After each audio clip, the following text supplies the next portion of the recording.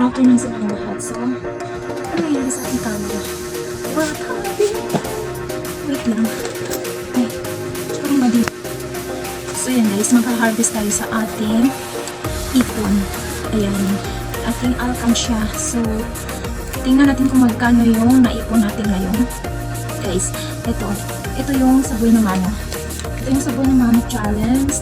At ito naman ay sa 10 at 20. So, May, June. So, 2 buwan siya guys. 2 buwan ito yung ating ipon, pati ito. So, 2 buwan. So, let's start. Huwag muna natin.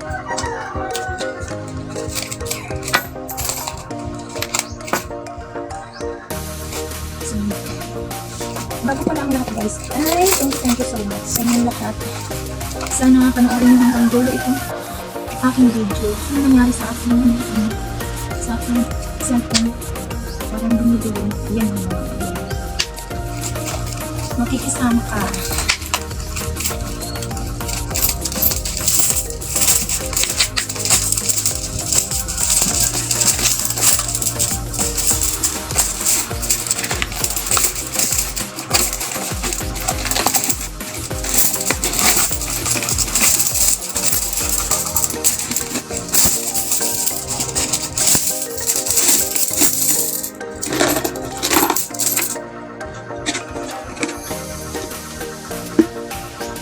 So, ayun guys, itong ipon natin na ito ay ibigay natin ng materials para sa ating ipapagawang bahay. So yun, kaya tayo nag-iipon guys. Kaya ako nag-iipon dahil para makabili ako ng materials pang paggawa ng bahay. Kasi hindi ko siya maano kung hindi ko pag-iipunan. Buti na lang ay mayroong tindahan dito sa amin na pwede kang mag-ano muna dun sa kanila. Yung, hindi mo muna siya kukunin. Doon muna sa kanila. Saka mo na lang siya kukunin kung kailangan mo na. Ano nangyari sa aking cellphone? Kung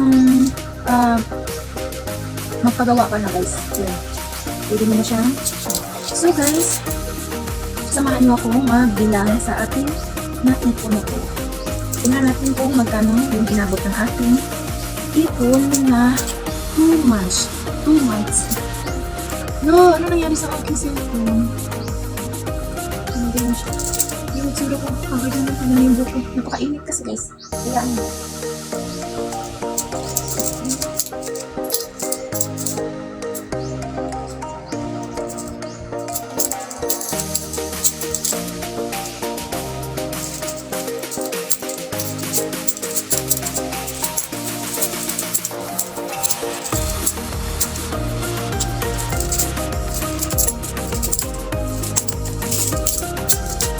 Ganito lang yung discard ko guys. Pag meron akong gusto, pinag-iipunan ko talaga siya para ano ko siya, mabili ko siya. Hindi na kailangan na mangutang ako kasi takot ako sa utang. Ayoko mangutang kasi baka mamaya hindi natin malalaman. Baka hindi ako makabayad. So nakakatila. Wala tayong pangbayad. Ano nangyari sa aking cellphone? Pagpasensyahan nyo na guys yung aking cellphone. Hindi ko lang alam yung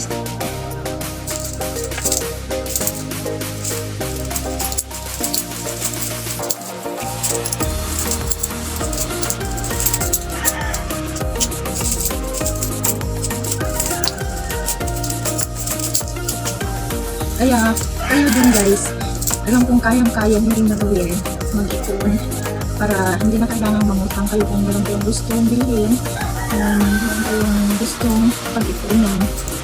So, magagawa nyo konting tiyaga lang at hindi naman kailangan na araw-araw kung ano lang, kung meron lang. So, pagtiyagaan nyo lang. Hindi naman natin kailangan pilitin yung ating sarili na makaipon agad-agad na sa ating gusto, na magawa natin agad yung ating gustong bilhin. So, kailangan lang natin talaga pagtiyagaan.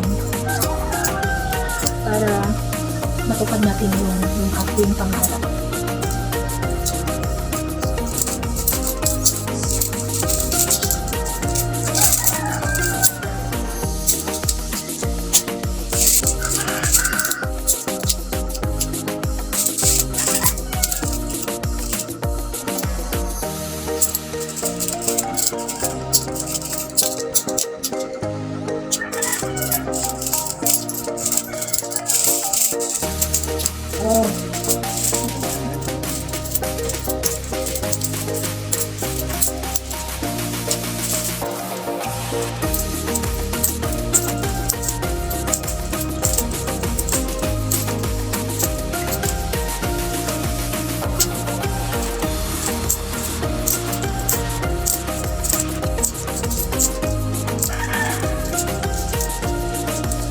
Guys, mamaya babalik tayo kayo. So, tapusin ko lang ito kapag mahaba yung ating video, guys.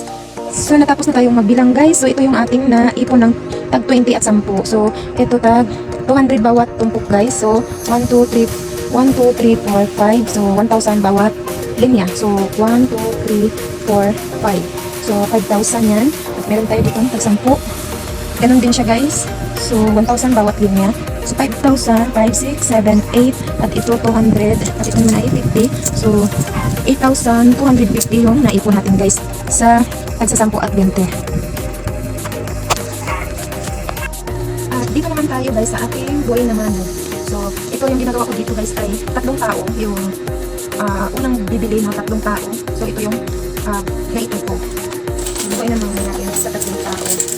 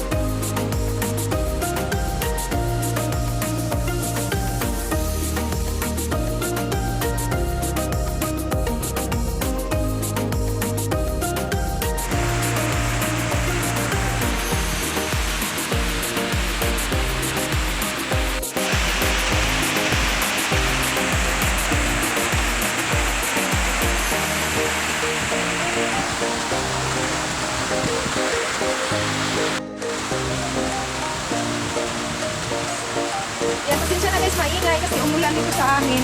So, ito yung naipon ko guys sa Buhay Naman Challenge. Ayan, yung 20 pesos ay 460, yung 50 naman ay 900, yung 100 ay 18, at 500, 15, tapos yung coins ay 750. So, total ay 5,410. Plus, itong sa mga coins natin yung tag-10 ay 20, 8,250. So, nakaikot tayo. Yung total niya lahat, ayan guys, 13,660.